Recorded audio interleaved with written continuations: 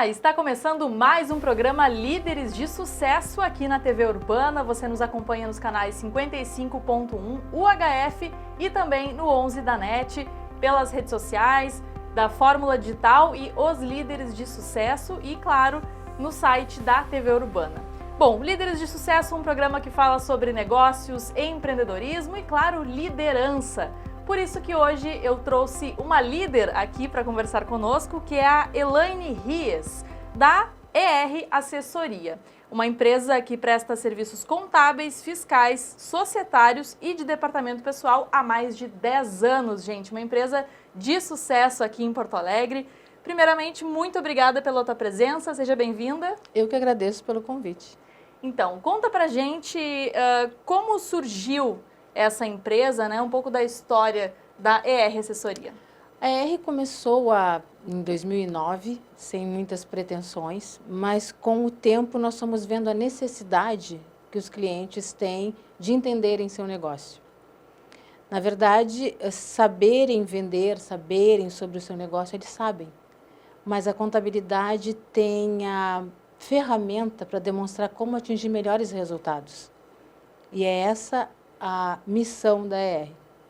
Uhum. Vocês prestam diversos serviços, né? A gente estava falando aqui nos bastidores que as pessoas acham que é só nota fiscal, coisas assim mais básicas, mas é muito mais complexo. É muito, isso, porque as pessoas ainda têm a imagem do contador como assim, eu vou pagar a contabilidade, ela me manda os DARFs, eu pago, me manda as guias, eu pago e é só isso. A contabilidade é muito mais do que isso. A contabilidade, eu sou uma apaixonada, acho que já deu para notar.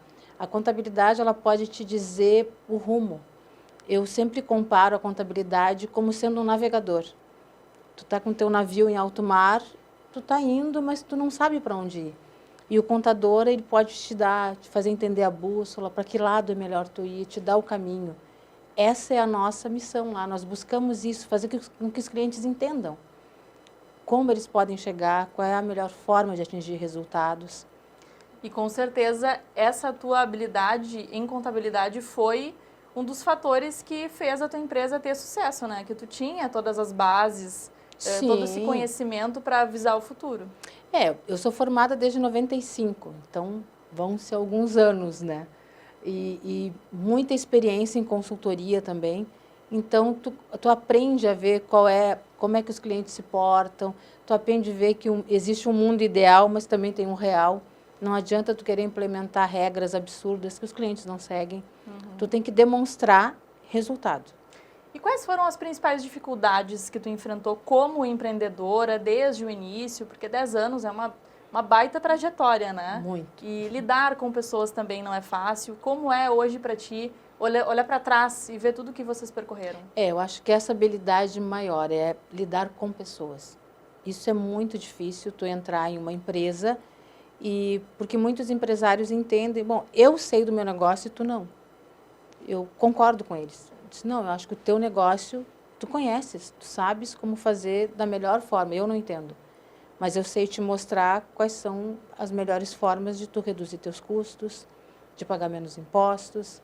Nisso eu posso te ajudar e muito. E na ER vocês têm esse cuidado, né, com profissionais multidisciplinares. Sim. Que fazem toda uma análise do negócio, né? Porque são diversos segmentos, com certeza vocês atendem clientes dos mais variados ramos. Sim, nós atendemos. Como é que é feita essa análise? Nós atendemos de transportadoras a prestadores de serviço de comunicação, por exemplo. Né? Então, é muito específico cada caso, é o que eu digo para as meninas. Nós lá somos só mulheres, então eu digo para elas, é muito específico e o cliente não tem obrigação de saber. Porque às vezes em muitos escritórios, até em alguns profissionais que eu já estive trabalhando comigo, mas o empresário tem que saber. Como é que ele vai botar uma empresa e ele não sabe os impostos que ele tem que pagar? Ele não tem obrigação de saber. É para isso que nós estamos aqui. Para ajudá-lo a entender, para que ele aprenda isso e até para ensinar se for preciso. E isso as meninas têm em mente e é uma das coisas que os clientes, olha, muito obrigado, vocês me explicaram na vírgula, porque eu não tenho nenhum problema de ensinar. Não é eu ensinar para o empresário como é que ele faz um cálculo que ele vai querer fazer sozinho. Não vai. Por quê? Porque ele sabe que tem uma profissional lá que sabe o que está fazendo. Legal. A gente fala muito sobre empreendedorismo feminino aqui no programa, né? E legal essa história de todas só mulheres. Como é que foi isso? Foi proposital? Foi coincidência? Na verdade, é questão de alinhamento, né? A minha menina do departamento pessoal, por exemplo, está comigo há 10 anos. Né? A que entrou agora há pouco fiscal, alinhou-se também conosco, contábil também. Então, é questão de afinidade. Eu acho que para que eu consiga prestar um bom serviço, eu tenho que ter na minha empresa uma equipe unida e que trabalhe em prol disso. Não adianta eu ter uma equipe, e isso, tanto que lá nós temos ilhas, uma de frente para a outra. Porque eu não acho que cada uma tenha que ficar numa sala separada, por exemplo, fiscal numa sala, elas têm que interagirem entre elas. E isso acontece muito hoje. Então, o fiscal ouve o que o DP está fazendo, como é que funciona, como é que não funciona, se pode dar uma contribuição, elas dão. Então, isso é muito interessante. E a questão do empreendedorismo feminino, eu participo até de alguns grupos de empreendedorismo, onde a gente observa a força da mulher, né? Isso sem desmerecer os homens, mas a mulher, ela tem aquela coisa multidisciplinar, né? Ela consegue trabalhar, ela consegue atender o filho, ela consegue buscar sempre. E isso, quando ela joga para dentro de um negócio, ela não faz ideia de onde ela pode chegar. Porque é absurdamente lindo tu ver uma mulher chegar longe assim. Nós temos vários exemplos de mulheres que conseguiram isso, e é isso que nós buscamos lá dentro. E auxiliar também essas mulheres. E vocês já tiveram algum tipo de preconceito, algum problema com... Não. Não? Graças a Deus, não. Até porque se existe, isso eu não vou te negar, a gente vai... Já participei de algumas reuniões onde advogados tentam te... Ah, não, ela deu ideia. Ah, não. Mas... E aí, aos poucos, tu vai realmente mostrando que tu detens o poder, que tu detens o conhecimento, né? A competência necessária. A competência, e isso acaba se quebrando. E qual a importância das empresas terem uma assessoria como essa, não só contábil, né, mas todo esse suporte, assim, para ter sucesso no seu negócio? Vamos dar um exemplo muito básico. Por exemplo, final do ano, tu quer saber qual é a melhor forma de pagar menos imposto. Cara, eu não aguento mais pagar imposto. Qual é a melhor forma? Existem 3 regimes tributários. Simples, lucro presumido e lucro real. Qual é o melhor para a tua empresa? Sozinho, tu não vai conseguir descobrir isso. É para isso que eu estou lá. Tu entendeu? E aí a gente consegue fazer esse levantamento, consegue fazer o planejamento tributário, consegue fazer qual... Cara, se tu ficar no lucro real, é dessa forma, tu vai pagar tanto de imposto. Fazemos simulações. No simples, depende, tu tem uma folha de pagamento grande? Tem. Então, às vezes, é melhor ficar no simples. Dependendo do serviço, da contribuição. Então, tudo isso é uma análise que o escritório contábil existe para isso. E é isso que eu digo, não é só emitir DARF. Eu tenho que descobrir qual é o melhor DARF para emitir para ti. Tá certo. Elaine, para finalizar nossa entrevista, eu gostaria que tu deixasse uma mensagem para o nosso telespectador, uma mensagem de incentivo, de motivação, sobre empreender. Empreender, eu acho que é um sinônimo de persistir. Nós temos que persistir, não é na primeira, às vezes, que a gente consegue, existem muitos obstáculos, só que eu acho que nós temos que ser como a água dos rios, a água que quando ela tem obstáculos, ela não bate de frente, ela contorna. E é isso que nós temos que fazer no empreendedorismo e nos negócios. E a gente está aqui para ajudar a que todo mundo consiga contornar e seguir o rumo. E para quem quiser contratar os serviços de vocês, ER Assessoria, pode passar o contato. Estamos nas mídias sociais, no Instagram, como ER_Assessoria. Temos o nosso WhatsApp também, 9916-84399.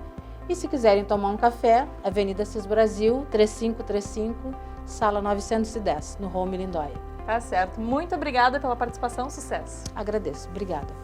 E o programa Líderes de Sucesso segue falando sobre tecnologia, inovação, e é por isso que nós trouxemos agora aqui no estúdio o senhor Bruno Dias, que é diretor da Vivar Sleep Center, uma empresa muito reconhecida aí no mercado, né? especializada em oferecer o mais alto padrão de tecnologia aos seus clientes. Tudo bem, Bruno? Seja bem-vindo. Tudo bem, é um prazer estar aqui, uma satisfação e poder falar um pouco do nosso trabalho.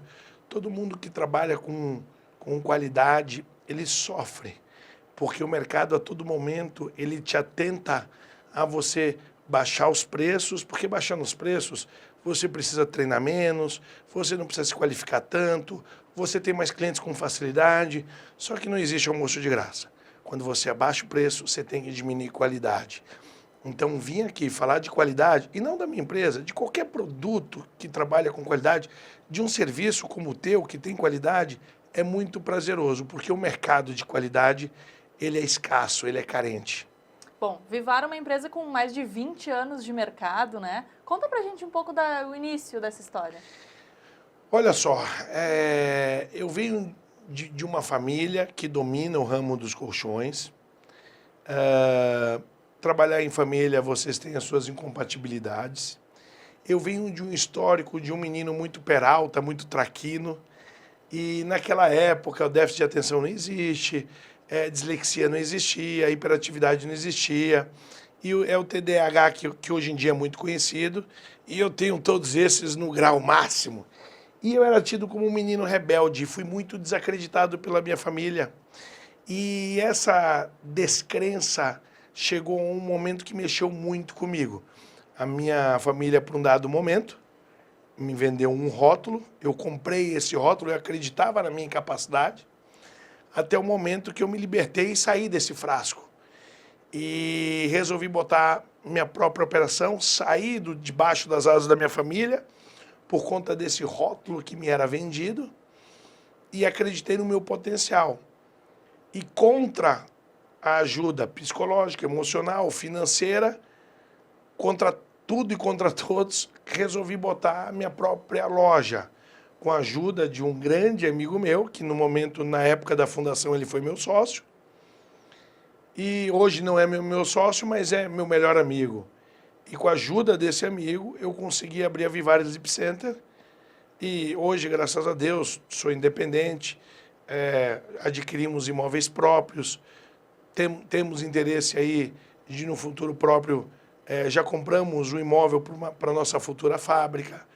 E estamos galgando, com muita dificuldade, com muitos tropeços, mas estamos galgando. Então, com todos os obstáculos da tua vida pessoal, né, desde a infância, sempre teve na tua veia a questão do empreendedorismo, da liderança. Como foi essa descoberta para ti? Você sabe que todo lugar que eu vou, quando eu venho aqui, eu fico pensando, se isso aqui fosse meu, como é que eu faria? Eu vou num restaurante, eu vejo o que eu melhoraria, sabe? Então, realmente, no ramo dos colchões, eu coloquei a Vivara na Quintino Bocaiúva, numa época que loja de colchão era só na Avenida Zenha, Assis Brasil, Oswaldo Aranha, Júlio de Castilho, só povão, fluxo de pessoas a pé, pedestre, carro. E eu coloquei numa loja que só de bairro, que na época era Quintino Bocaiúva, há 20 anos atrás tinha meia dúziazinha de loja, e eu resolvi colocar ali. Então foi a primeira loja com manobrista, a porta era trabalhada fechada, climatizada. Naquela época não existia, hoje em dia é comum você ir numa loja e ter uma cafeteria dentro da loja. Eu, há 20 anos atrás, tive uma loja de colchão que tinha uma cafeteria dentro. Então, assim, nós realmente inovamos e não paramos de inovar até o dia de hoje. Bom, vocês trabalham com saúde, né, com qualidade de vida. Como é essa busca pela inovação que tu citou agora? As pesquisas... Certamente vocês fazem pesquisas, viagens, né, para se atualizar do que está acontecendo no mundo e trazer para cá. Sem dúvida, assim, ó, eu tenho por hábito, desde 1996, viajar aos Estados Unidos. Eu, por conta do meu déficit de atenção, eu tenho muita dificuldade de leitura. Leio, mas com esforço muito grande. Quando eu estou lendo, a minha atenção, ela foge. Quando eu percebo, eu li 2, 3, 4 páginas concentrado em outra coisa. Mas eu li, mas eu não absorvi. Aí eu volto, leio de novo. Agora, quando eu experiencio algo, eu absorvo coisas que nem a pessoa que está do meu lado enxergou aquilo e eu enxerguei. Então, a maneira que eu tenho de me desenvolver é viajando para os Estados Unidos, para a Europa, visitando lojas, fábricas, feiras, e é por isso que aqui a gente está sempre na vanguarda, entendeu? Bruno, a gente fala muito aqui no programa sobre empreendedorismo, produtividade, liderança, né? Todas essas questões que cercam aí as empresas, mas a gente também já falou de saúde, de exercício físico, né? E um dos pilares, eu acho, do sucesso, né, da vida de uma pessoa é ter uma boa noite de sono. Como é isso para ti? Porque tu não vende só um produto, um colchão, né? É toda uma experiência que a pessoa precisa entender. O colchão me deu esse conhecimento, tá? Tudo na vida. Você já ouviu falar que para um avião cair, não pode ter uma coisa dar errado, né? Tem que ser várias coisas darem errado. Então, assim, a qualidade de vida é mais ou menos assim também, né? Se daqui a pouco você é um cara que come muito, mas se você queima o que você come, tá legal, né? Daqui a pouco você não se alimenta muito bem, mas a tua dormida é melhor do que a média, uma coisa vai compensando a outra. Então, agora, uma pessoa que não faz exercício físico, tá? Não se alimenta bem e não dorme muito bem, é comum uma pessoa dessa ter uma longevidade muito menor. Você veja você, no meu ramo de atividade, que é o sono, eu trabalho com colchão, né? E aí, presta atenção, eu jamais vou fazer uma propaganda que um colchão, nem o meu e nem o de ninguém, faz com que você vai ter uma qualidade de vida. Um colchão, ele não tem poder de curar absolutamente nada. Um colchão, ele não tem o poder de curar nenhuma protusão, nenhum bico de papagaio, nenhum problema que você venha ter na lombar. Ele não tem condições de fazer com que teu sono seja melhor, mais reparador, nada. Ele não tem a condição. E também não tem a condição de também estragar. O colchão, ele tem a condição de contribuir. A superfície pela qual você descansa, ela é importante ao longo de muitos anos. Se você comer aqui agora um hambúrguer frito, uma batata frita, nada vai te acontecer. Mas se você comer a vida inteira só isso, ao médio e longo prazo, você vai ter uma longevidade muito menor do que as pessoas. Você vai ter uma veia trancada, uma trombose, você vai ter algum problema, um infarto, seja o que for. O colchão é a mesma coisa. Então, no meu ramo de atividade, presta atenção para você dormir bem. Para você dormir bem, não só é o colchão é uma partezinha importantíssima, mas é uma partezinha. Você precisa ter a climatização, está na temperatura ideal, que é ali entre 20 e 23 graus. Você precisa ter, dependendo do local que você durma, vidro duplo na tua janela. A ausência de barulho é fundamental. Você precisa ter ausência total de luminosidade. Até aquela do rádio relógio, ou da net, seja o que for, pode prejudicar na produção de melatonina. Então você precisa ter, né, um blackout no seu quarto, temperatura, ausência de ruído. E se você tiver tudo isso e tiver um colchão ruim, vencido, que não te dá uma ergonomia bacana e você tem que estar toda hora se virando, você não vai atingir o seu sono profundo também. Então, a somatória de tudo isso é como se fosse, para o sono, você comer todos os dias produtos integrais, salada, numa quantidade necessária ao longo da vida. Então, as coisas se somam. Então, eu vou dizer aqui, se você comprar um Vivar, você vai ter um sono maravilhoso e você vai esquecer todos os outros quesitos que eu falei, eu vou estar mentindo. Tá certo. Bruno, agora mudando um pouco de assunto, é uma pergunta que eu faço para todos os participantes aqui do Líderes, é sobre a pandemia, de que forma que a Covid-19 impactou no negócio de vocês? Olha, impactou bastante. Eu fechei 3 operações, eu cheguei já a ter 70 funcionários, hoje eu tenho 20 e poucos.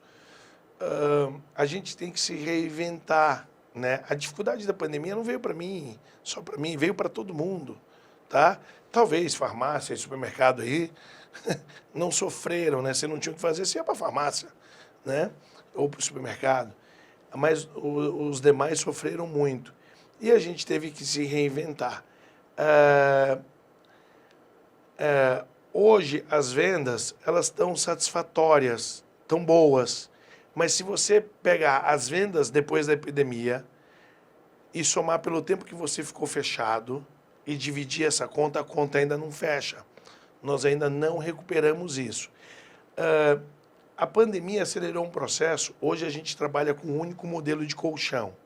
Se você virar no ramo colchoeiro, moveleiro, e falar para uma empresa que trabalha com estofado, de falar, vou vender um único modelo de sofá, ou uma empresa de elétrica e falar, vou ter só um único modelo de TV ou de geladeira, não tem aquela pessoa que vai dizer, você vai quebrar. E isso é uma meia-verdade. Eu hoje trabalho com um único modelo de colchão, um único modelo de travesseiro, um único modelo de protetor, um único modelo de roupa de cama. Por que que eu não deu errado? Porque eu cheguei a ter 15 modelos, como todos os meus concorrentes têm, 15, 14, 16, 17. Vamos ficar nos 15. Eu peguei os 14 mais simples e parei. E fiquei com o melhor. Talvez você goste de um colchão mais firme, seu marido de um colchão mais duro. Isso não vem ao caso. O que vem ao caso é eu te oferecer um produto cientificamente comprovado de que o índice de ergonomia dele é eficiente. Entendeu? E eu tenho que ter a capacidade de fazer com que você confie em mim e deixe o seu gosto de lado. Independente de cada situação, de cada preferência. Isso. Né? Em escolha a um índice de ergonomia melhor que vai te trazer mais saúde. Eu faço uma analogia, uma comparação. Você está com algum problema. Quando você vai no médico, você pede para ele um remédio do teu gosto, ou do teu paladar, ou que você vai gostar mais, ou um remédio, você espera que ele te dê um remédio que seja mais eficiente, eficaz, independente do gosto. Você quer resolver teu problema. Então, quando você vai buscar um colchão, se você gosta de um mais firme, de um mais macio, isso é irrelevante. O que é relevante é a superfície sobre a qual você venha descansar, te dê uma postura o mais perfeito possível. Então, assim, nós somos entendidos, nós somos especialistas em colchão. Em temperatura não sou eu, em ausência de barulho, em hormônios, seja o que for, em chá, apesar da gente saber um pouquinho, os chás que mais ajudam no sono ou não, comportamentos que ajudam no sono, eu já vou falar aqui. Mas assim, cara, vamos oferecer o melhor. E aí o pessoal da empresa falou assim, mas para a gente oferecer o melhor, muita gente não vai poder comprar. Aí mostra o meu compromisso com o melhor. Se eu tiver compromisso com faturamento, eu vou ter 15 modelos. Porque daí, para qualquer orçamento, eu tenho um colchão que você quer comprar. E aí, na hora que eu identificar o teu orçamento, eu vou falar que aquele colchão é o melhor para você. Porque eu estou interessado no teu dinheiro. E é óbvio que a Viová precisa de resultado, mas eu prefiro ter resultado te oferecendo o melhor. Se você não quer comprar o meu, é uma escolha sua. Mas eu me coloquei no compromisso com o melhor. Foi muito audacioso, mas está dando certo. Esse é o diferencial de vocês, então, tu acredita? Imagine o meu compromisso. Eu pago o preço de não ter como cliente, porque se eu tivesse um outro colchão mais barato, eu teria ele e faria venda. E eu abdico de não ter isso para deixar claro que o meu compromisso é com o resultado que eu vou dar para você, entendeu? E não com o dinheiro que vai entrar na minha empresa. Dito, eu não sou hipócrita, eu preciso do dinheiro dos clientes, mas eu estou tentando aliar esse dinheiro com a melhor entrega possível. E aí você vai na minha empresa querendo gastar no máximo 6, 7 mil, eu vou tentar te convencer a gastar um pouco mais, entendeu? Existe uma maneira, como nossos colchões são feitos à mão, detalhe, tá? O colchão feito à mão, ele é muito mais oneroso e custoso. Uma fábrica chega a fazer 500, 600 colchões, no mesmo período, o colchão handmade feito à mão, você não consegue fazer mais do que 20. E eu faço isso por limitação intelectual? Não. Dito popular, eu não sou burro. Eu faço isso porque o colchão à mão... Eu quero que você me diga algo que é feito à mão, que tem menor valor do que algo que é feito em escala de fabricação. Desde um pôster a um quadro, desde um vinho, desde um terno de um alfaiate, Me diga algo que é feito à mão. Ele só é deixado de fazer à mão porque você precisa de uma escala produtiva industrializada. Eu não quero essa escala. Eu não quero ser a maior loja de colchão de nada, mas eu quero entregar o melhor. E aí você, talvez, não comprou comigo, optou pela marca A, B, C, não se adaptou, você vai ver que se você tivesse ido de primeira na minha, você teria economizado. O barato sai caro, né? E veja você, né? Você vai comprar um produto aí de uma fabricação em alta escala. Você vai ver que se você botar mais dependendo, de 20% a 40% a mais, você está comprando um produto handmade, feito à mão, de uma empresa que você não é lembrada pelo CPF, mas pelo teu nome. Entendeu? Uhum. Então, tudo que é de qualidade, eu prezo muito, porque vender qualidade é muito complicado. Você precisa ter uma entrega qualificada, você precisa ter um atendimento qualificado, um pós-venda qualificado. Por exemplo, eu quando vejo os colchões aí na rua, agora que eu vou falar, você vai perceber. O cara que carrega 15, 20 colchões com uma corda amarrada, e os colchões você tem marco de aço e espuma. Quando você estica aquela corda, que você vê os colchões lá tudo esgaçado, você já está danificando o produto antes de chegar na casa do cliente. Quando você deita, ele não vai estragar na hora, mas você já deixou fragilizado a estrutura do colchão. Então, em 2, 3 meses, ele vai apresentar problema, entendeu? Uhum. E esse lojista vai dizer que alguém subiu em pé e entortou o marco de aço. E não foi. Foi ele no transporte. E outra coisa, aí você olha, só tem uma pessoa dirigindo aquele carro, com aquele monte de colchão. Quando ele chega na tua casa para entregar, ele pede ajuda para o cliente. A minha entrega é com um caminhão fechado, rastreado, para não atrasar os horários na casa do cliente, e com 3 profissionais. E o cliente não bota a mão em nada. Por que 3? Enquanto os 2 vão carregando, o outro vai na frente, tirando móvel, a luminária, entendeu? Todos com camiseta polo, com proteção de luva, propé, não de regata, de chinelo. Então, quando você tem um produto de qualidade, a cadeia que está por trás, que as pessoas não enxergam, você tem qualidade por trás de tudo. Aí, se você for ver o que você comprou na concorrência por 5 e o que na Vivar estava talvez por 9, 8, é barato, perto de todo o entorno que nós estamos oferecendo. Então, mas muitas vezes um cliente, por meia dúzia de real, deixa de comprar na Vivar e compra uma marca popular. Mas aí eu falo para a minha equipe que reclama, falo, gente, esse cara não é nosso cliente. Não é. Você sabe qual é o produto mais caro do mundo? Sem questão de politicamente correto ou não, é só uma explanação. É o do pobre. Porque o pobre vai lá e compra a bolsa mais baratinha, em 2 palitos, a alça arrebenta. Ele vai lá e vai comprar o sapatinho, ele tem que comprar outra bolsa. Aí ele vai comprar um sapato para trabalhar, e aí não vai comprar de couro, vai comprar daquele material sintético. Já ele vai craquelar e vai romper. Ou a sola que é colada, que não é costurada à mão, mas é colada, vai se soltar. Então, o produto mais caro do mundo, infelizmente, é o do pobre, que compra o mais barato e ele dura pouco. Aí você compra um produto de maior valor, eu não vou fazer aqui merchan, mas tem marcas que eu comprei, eu tenho roupas que eu comprei em 1996 e que eu uso até hoje. Na época, o valor era bem alto. Mas se eu pegar do ano de hoje até 1996 e ver o quanto eu investi e eu dividir, foi a roupa mais barata que eu comprei. Então, eu valorizo aquilo que é bom, aquilo que tem qualidade. Porque quando você tem um produto aqui de qualidade, toda a cadeia que está em volta, ela é de qualidade. Eu fui recepcionado aqui maravilhosamente bem por vocês. E aí você olha e vê que aquele padrão de qualidade vem na apresentadora, vem no atendimento, vem no back office, por trás das cortinas. Então, assim, no backstage. Então, a qualidade, ela é um padrão. Se ele tem um padrão ruim aqui, tudo vai ter um padrão ruim depois. Se tem um padrão bom, é tudo em cadeia. Certo, Bruno. Muito obrigada aí pelas palavras.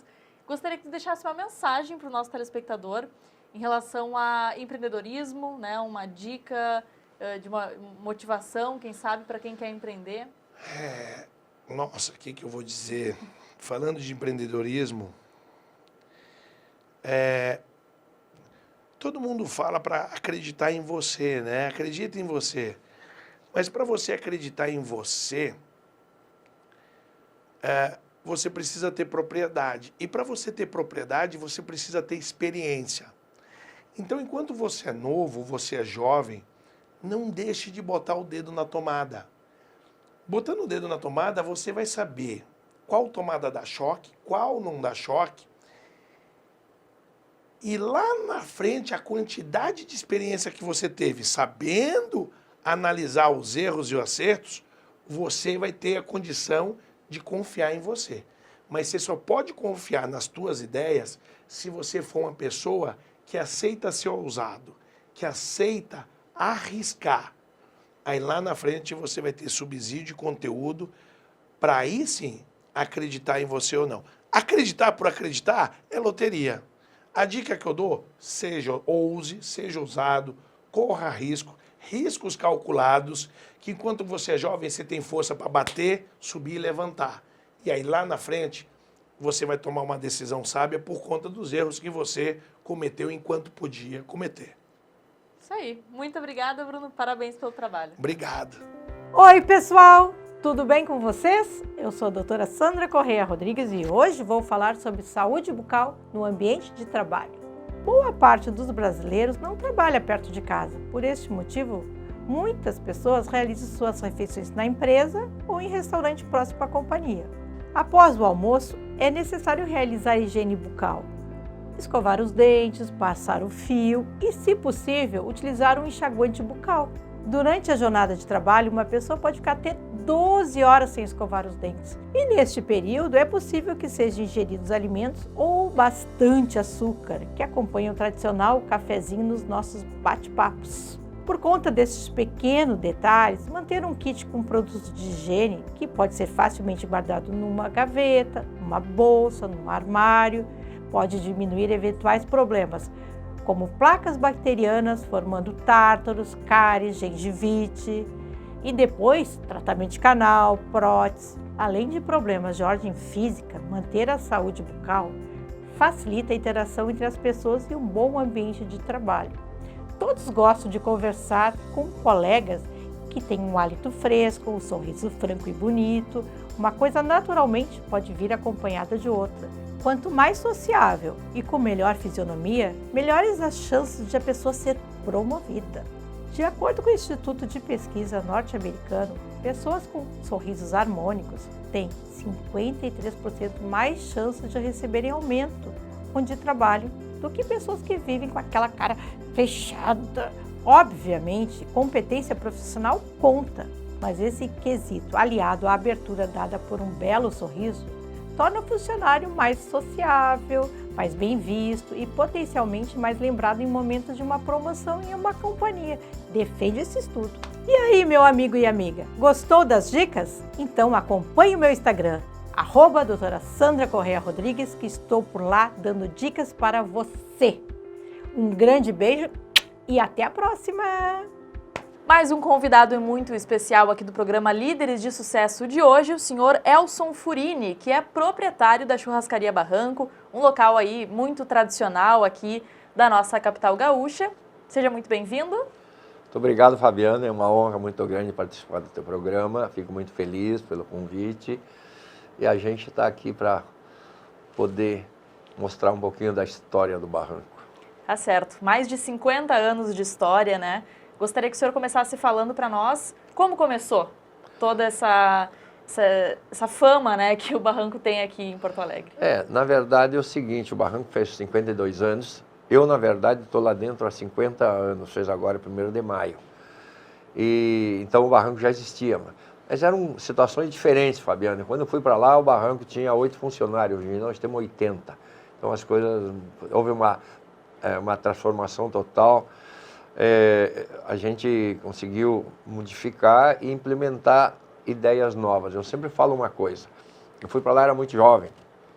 Eu tenho 73 anos agora e faz 50, já fez 50, estou lá dentro. Então eu tinha 22 anos na época. E eu sempre peço por jovem que trabalha comigo, pedia para o falecido Chico também, vocês que são mais jovens, me dão ideias, porque os jovens têm sempre ideias, a gente vai ficando repetitivo, tu não enxerga algumas coisas na tua frente.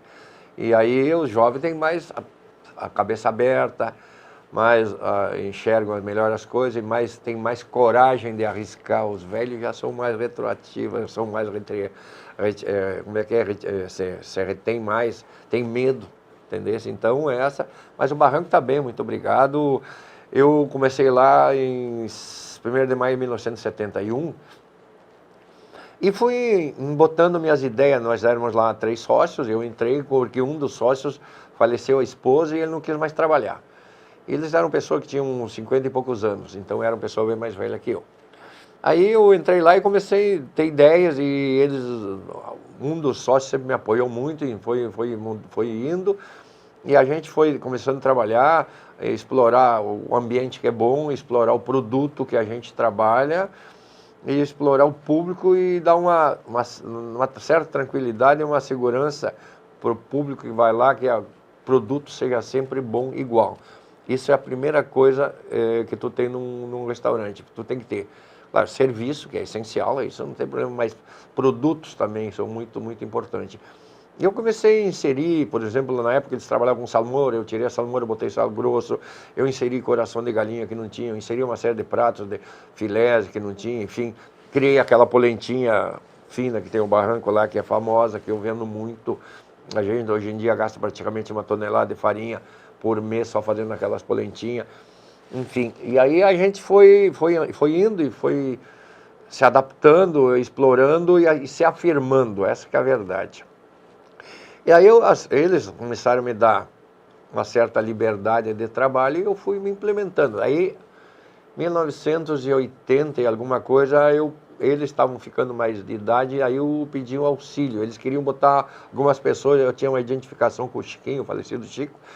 Aí eu pedi para ele e ele foi para lá, ele tinha 21 anos quando foi lá. E ficou 38 anos comigo, faleceu com 59. E a gente fez uma dupla certa de trabalho. Eu sempre fui mais uma pessoa empreendedor, da retaguarda e tal, e o Chico foi sempre a pessoa da relações públicas, do público. Ele gostava da entrevista, ele gostava de ir nos programas de televisão, ele gostava muito desse lado e ele se dava muito bem com o público, ele tinha um carisma especial e a gente, eu e ele, nós éramos bons porque um completava o outro. Uhum. Então eu fazia o trabalho e ele fazia o dele lá, mas a gente se unia muito. Para tu ter uma ideia, Fabiane, nós trabalhamos junto 39 anos, 38 anos, perdão, e a gente nunca discutiu. Isso é quase inédito, viu? Porque é quase um casamento, uma sociedade. Não, é pior que um casamento. Eu falei para ele quando ele foi para lá, chegou o seguinte, ó, isso aqui é pior que casamento. Casamento tem uma coisa, tu pode brigar e tu pode voltar. Agora, sociedade de pessoas não tem voltar. Se tu perder a confiança, é uma vez só. E nós nunca discutimos. Isso é uma coisa muito rara, mas muito difícil. É uma coisa inédita que eu nunca ouvi em empresas assim que não houvesse discussão, até às vezes mais acalorada, às vezes mais calma, mas de troca de ideia. A gente sempre conseguiu se entender muito, por causa da distância que a gente fazia. Eu sempre controlei a retaguarda, compra, finanças, recursos humanos, essas coisas tudo eu sempre controlei muito. Vocês se complementavam, então? Um complementava o outro, exatamente. Aí o Barranco foi crescendo e o Chico apareceu lá em 80 e alguma coisa, bom, só fazer a conta agora da minha cabeça não me ajuda. Ele morreu em 20, então 20 menos 82, eu acho que ele começou comigo. E foi um casamento legal, foi um casamento de trabalho muito legal, foi uma coisa boa. E eu sinto muito saudade dele porque eu perdi um parceiro jovem, um impacto que ele era comigo, ele me ajudava muito. Inclusive ele tinha falado, tu vê como é que é a vida. Ele falou numa sexta-feira, falou para um advogado nosso, um dos que trabalha para a gente. Ele disse o seguinte, olha, estou muito preocupado com o Elcio. Eu tenho medo que dê um infarte nele e ele cai duro aqui dentro, porque ele está muito está trabalhando muito e tal. Eu vou ver se agora, o ano que vem, eu vou dar uma folga, porque eu tenho uma propriedade rural, tenho uma fazenda onde eu trabalho também, que me deu um grande conhecimento, know-how no gado, nessas coisas todas também. E daí ele disse, estou preocupado com ele. Tá bem que sexta-feira, quando foi domingo, deu um infarto e ele morreu. Nossa. 2 dias depois, é uma coisa estranha isso, mas tudo bem. A vida continua, viu, Fabiana? A vida segue. A gente tem que seguir, né? E, enfim, como foi esse ano para vocês, a partir desse momento do falecimento do sócio? O seguinte, foi uma turbulência muito ruim. Vamos falar um pouco dessa pandemia, desse Covid-19 aí. Que no início a gente achava, eu me assustei, porque em 51 anos que eu estava no barranco, aliás, 50 anos que eu estava no barranco, nunca tinha ficado fora, mais que fechado o barranco, mais que... Uma época eu não fechava nem um dia do ano, depois eu fechava dia 25 de noite e dia 1º à noite, só, aliás, primeiro 25 à noite e 31 à noite. E aí nós ficamos de cara 30, 40 dias fechados. Eu me assustei, voltei para ele e disse, Chico, vamos fechar a casa. Ele disse, não, Elcio, vai passar isso aí. Eu digo, não, nós temos muitos funcionários antigos, nós temos uma estrutura pesada para segurar. Ele disse, não te assusta. E a coisa foi indo, e foi se prolongando, e foi aumentando, e a gente ficou praticamente 1 ano e meio sem, entre aspas, sem faturar. Eu tinha reserva, a gente gastou as reservas, foi a banco, pegar dinheiro, graças a Deus. Eu tenho bastante colaboradores lá. Eu disse para ti, estava com 80. Na verdade, com as 2 casas, eu estava com 98. O barranquinho e o barranco. E aí é o seguinte, eu consegui no barranquinho, eu tirei algumas pessoas fora que eram mais jovens no barranco, mas eu acabei ficando com 90 funcionários, tirei só 8. Porque eram todos funcionários colaboradores antigos. Tem 8 que são aposentados, que não querem largar o serviço. E tem mais de 30 que tem mais de 20 anos, 25 anos, 30 anos, 32 anos. E essas pessoas, eu me sinto na obrigação de ajudá-las, porque eles estão há 20, 30 anos comigo, eu não podia simplesmente abandonar, virar as costas e ir embora. Então é um compromisso moral que eu tenho com eles. Mas sacrifica muito a gente e assustou muito, entendeu? Chegou num momento, agora que as coisas estão voltando ao normal, voltando um pouco a aparência ao normal, que chegou num momento que tu fica desesperado. E ainda eu perdi o meu sócio, que era meu braço direito, aí a coisa ficou mais complicada ainda. Mas graças a Deus agora está voltando. Claro que eu estou supercarregado, para ter uma ideia, ele faleceu 20 de dezembro e eu tirei um dia de folga nesses tempos, esses 9 meses e pouco só. Senão eu trabalho todos os dias, porque eu saio do barranco domingo de meio-dia, segunda de meio-dia, 2 horas, e vou para a fazenda, trabalho lá segunda e terça e volto quarta ao meio-dia. Então, eu tenho minha lida lá fora, que eu não tenho ninguém. Tive um azar que, dia 16 de dezembro, o capataz da minha fazenda, que era um jovem, um rapaz com 36 anos, 37 anos, se acidentou com o trator e morreu. Nossa. E 4 dias depois, o Chico morreu do infarto. Então eu levei assim uma pancada em cima da outra. Não deu nem para comemorar o Natal ali, não, foi violento o troço. Mas a gente está conseguindo se reerguer, nós temos um espaço aberto muito grande, nós temos, as pessoas elas privilegiam muito aquela parte lá fora, elas preferem aquela parte lá fora, elas se sentem mais seguras, e nós temos bastante adesão ao público, vem muito lá com a gente tem muita procura, eu não posso me queixar. Nos dias de calor, né, os sábado, domingo, à noite de calor, a gente tem bastante procura. Então, isso me dá um alento, isso é o combustível que eu preciso para trabalhar todos os dias. Porque tu tem que sair de casa e te motivar também. Porque depois de 50 anos, e se tu perde dinheiro, a pessoa trabalha para quê? Sai de casa para quê? Para ganhar dinheiro. Agora tu sabia que estava perdendo dinheiro, aí não tem estímulo nenhum, né? Aí tu tem que ter estímulo. E daí tu tem que ter a motivação pessoal, o estímulo teu para sair de casa e trabalhar. E eu consigo passar muito para os meus colaboradores lá esse estímulo, que eu dou, incentivo eles muito, todos os dias. Tem que motivar, motivação em todos os setores. E a alegria do trabalho também, não pode ter muita rusga dentro, tem que ter um bom relacionamento, que daí flui bem. E também os funcionários que estão de bem com a família em casa, estão de bem com o trabalho. Quando eles estão com um problema em casa, ou coisa que valha, ou problema de álcool, problema de droga, que existe em tudo que é setor, viu? Não é só fora. A gente sente a diferença, então a gente tem psicóloga para levar, nós temos recursos humanos que trabalham em cima disso para a gente poder ajudar. Que a gente, e claro, até uns 15, 20 anos atrás, a gente não era estruturado como se estruturou nos tempos para cá. Aí a gente tem recurso humano, tem psicólogo, tem médico, eu dou assistência médica para eles também, dentária, enfim, uma série de coisas. E isso dá segurança para o trabalhador também, dá confiança, e ele investe a camiseta, porque nós temos uma coisa muito forte lá. Certos momentos, a casa está tranquila, não trabalha bem, sossegada até baixo, mas um dia de muito calor e muito movimento, a pessoa tem que se superar. Então eles demonstram essa vontade, eles não param não se omitem de trabalhar, eles vestem a camisa e vão para cima. Então a gente tem orgulho disso e é isso que dá a minha sustentabilidade lá dentro. Bom, mas isso é uma questão de líder, né? Os líderes precisam estar motivados, por mais que a gente não esteja num dia bom, a gente precisa demonstrar felicidade, enfim, né? Para gerar um clima agradável dentro da empresa. Isso que um empreendedor faz, né? Um empresário. O senhor estava falando sobre essa questão de jeito como empresário, né? O senhor acha que isso veio da sua infância ou foi a experiência da vida que lhe trouxe isso? Na verdade, Fabiana, a minha experiência, eu vou te explicar um pouco da minha vida. Eu sou filho de interior, de minifundiário, lá em Tenente Portela, município bem longe daqui.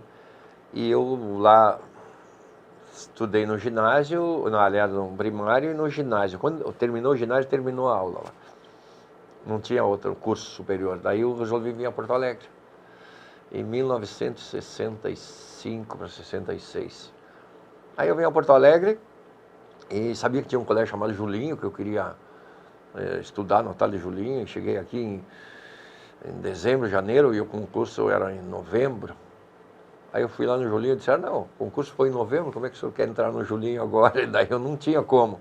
Mas daí tirei meu nome lá e fui para casa, fui na casa, arrumava no casa dos primos aqui no Sarandi, e acaba de um mês depois, em fevereiro, eles me chamaram para fazer um concurso e eu tive a sorte que entrei no Hotel de Julinho.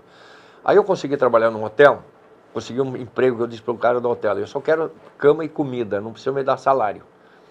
Aí eu comecei a trabalhar, estudava no Julinho e virei porteiro da noite, num hotel na Conceição 414. Tá? E aí eu estudava no Julinho, daí fiquei trabalhando março, abril, maio, junho, julho, agosto, setembro. Aí quando chegou em setembro ele disse o seguinte, ó, eu gostei muito do teu trabalho aqui dentro, de agora em diante eu vou te assinar a carteira e vou te pagar um salário mínimo. Daí eu adorei a ideia e tal, aí fiquei feliz da vida. E o dono do hotel ficou meu amigo, ele era um rapaz solteiro e tal. Nessa época, lá no Beira Rio, abriu uma casa chamada Barril, em 1969. Inaugurou o Barranco, que era um parente dele, os donos do Barranco, parente do meu patrão lá do hotel, e inauguraram em abril. Em outubro nós inauguramos o Barril no Beira Rio. Aí ele me convidou para trabalhar com ele. Ele disse, Vladimir, eu queria ser médico, queria estudar para medicina, ele disse, mas eu preciso de ti, tu trabalhou 4 anos comigo, quer que eu me ajude. Aí eu fui lá trabalhar com ele e fiquei lá. Aí eu gostei muito, eu gostava de trabalhar com o público, mas trabalhei lá, o Barril era uma casa que abria cedo da tarde, às 6 horas, já tinha fila para entrar.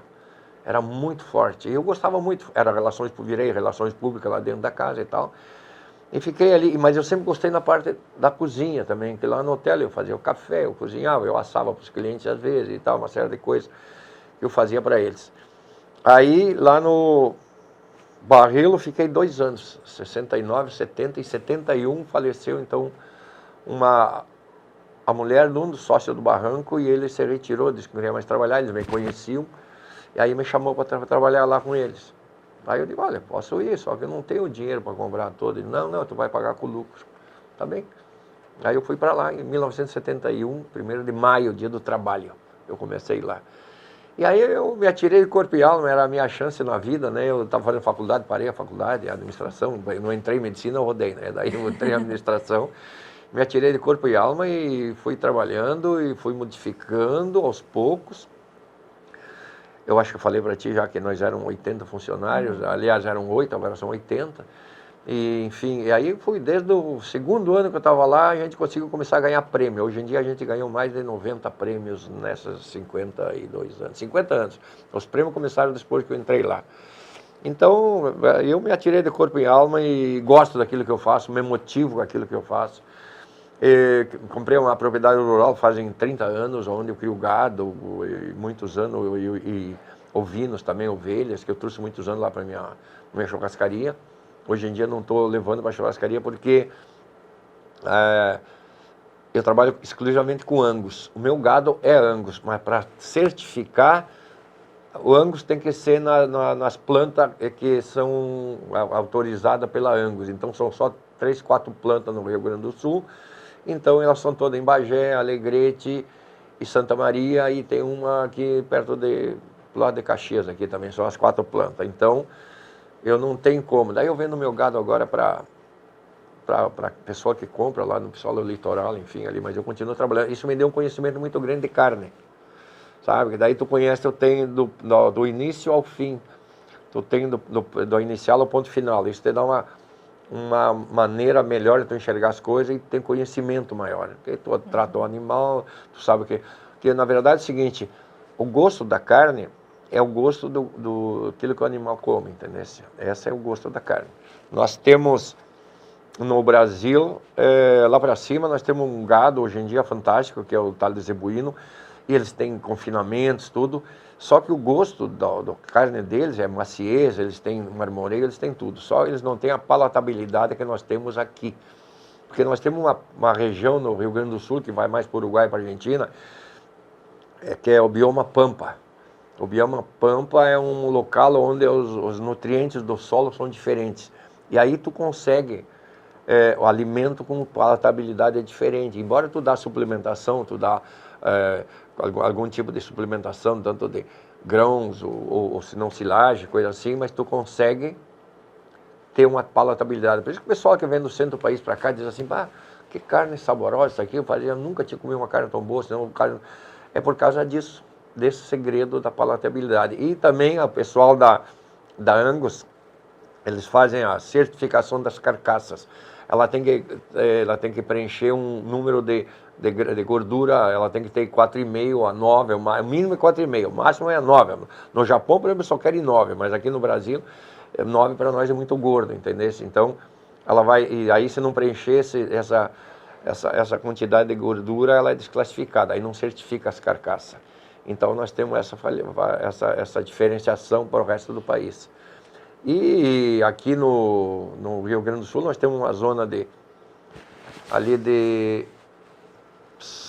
lá em cima de Três Cachoeiras, até perto de São José do Norte, ali que é uma zona de sanilização para os ovinos. Então o ovino daquela região ele tem um sabor diferente, porque ele se assemelha ao pressalé da França. Eles chamam de mouton pressalé, é um cordeiro que tem um valor diferenciado. Ele é 40% mais caro que os outros, porque o sabor que o mar sobe, ele fica um tempo, depois ele desce e fica aquela sanilização no solo, e isso dá uma palatabilidade diferente. Nós temos na nossa região, e casualmente estou na nossa região dos ovinos aqui em Mostarda. Então são as coisas que... Porque o cara, não, São Paulo tem a carne boa, tem macia também, só se for boa palatabilidade se for daqui. Agora deles, o Mato Grosso está fantástico, o Goiás, todos os estados lá de cima, eles têm gado fantástico, produção boa, tudo, só o sabor da carne que diferencia. E a gente premia muito pela qualidade também dos hortifruti e granjeiros. Eu tive 15 anos, tinha um amigo meu que tinha aqui em Viamão, umas propriedades rurais aí, onde ele me dizia, ó, só tem uns funcionários, tu paga os funcionários e manda criar, que eu não quero mais saber. Aí eu fazia a plantação lá de tudo que era hortifruti e granjeiro. Aí depois os caras também não queriam trabalhar muito. Hoje em dia eu fiquei 6, 7 anos aqui, perto de Alvorada, aqui por lado de Alvorada, também com o dono da VAP, tinha umas propriedades rurais onde ele me deixava trabalhar também, ele explorava. Hoje em dia ele fez condomínios lá. E hoje em dia eu tenho o pessoal que vem de Garibaldi, Aquele pessoal lá são muito desenvolvido em qualidade de hortifruti grangeiro, tomate, cenoura, enfim, todos os legumes e as verduras que vêm de lá são fantásticas. Hoje em dia a gente recebe tudo em sacola, vem